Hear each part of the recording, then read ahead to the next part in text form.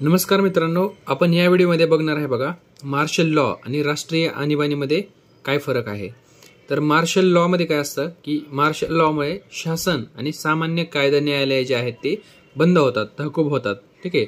आणि मार्शल लॉचा परिणाम केवळ मूलभूत हक्कांवरती होतो, ठीक आहे।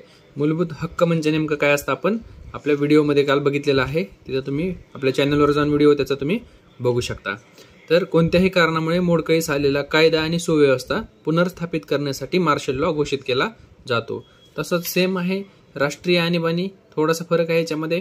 काय फरक आहे तर याच्यामध्ये राष्ट्रीय आणीबाणीमध्ये शासन आणि सामान्य कायदा न्यायालय कार्यरत नसतात आणि राष्ट्रीय आणीबाणीचा परिणाम केवळ मूलभूत हक्कांवरच होत नाही, तर त्यामुळे केंद्र राज्य संबंध, केंद्र राज्यातील महसूल आणि विधिविषयक अधिकारांचे वाटप आणि संसदेची कालमर्यादा ह्याच्यावरही याचा परिणाम होतो। आणि कशामुळे होतं? युद्ध, परकीय आक्रमणे आणि सशस्त्र बंडाळी।